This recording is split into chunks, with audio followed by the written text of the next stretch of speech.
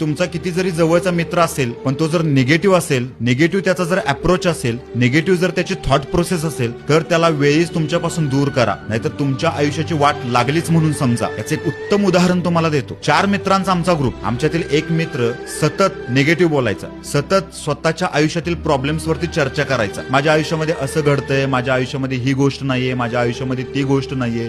नेहमी सतत दुसऱ्यांबरोबर तुलना करायची.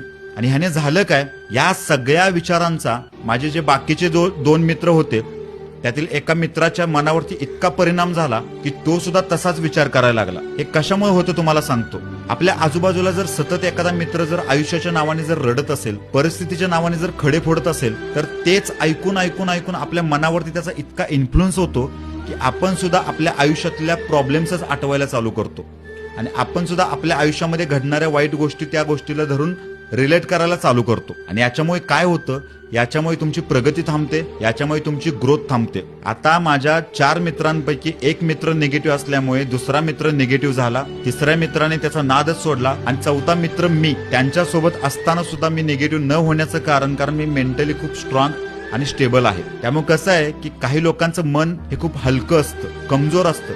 त्यांच्या मनावरती एखाद्या गोष्टीचा लगेच परिणाम होत असतो आणि त्यांच्या सानिध्यात जर एखादा निगेटिव्ह वृत्तीचा, निगेटिव्ह अप्रोच असणारा, आयुष्याकडे बघण्याचा दृष्टिकोन नकारात्मक असणारा जर एखादा मुलगा आला, तर एका चांगल्या मुलाच्या आयुष्याची वाट लागलीच म्हणून समजा.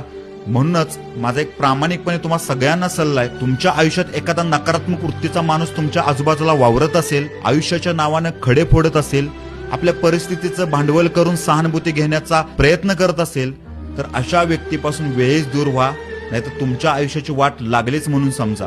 म्हणूनच म्हटलं जातं, 4 भिकारी लोकांमध्ये 1 करोडपती जाऊन राहायला लागला तर तो सुद्धा भिकारी व्हायला वेळ लागत नाही, आणि 4 करोडपती लोकांमध्ये 1 भिकारी जाऊन राहायला लागला तर तो करोडपती झाल्याशिवाय राहत नाही. संगतीचा आपल्या आयुष्यावरती खूप फरक पडतो. त्याच्यामुळे ही गोष्ट काळजीपूर्वक घ्या आणि याच्यावरती काम करा.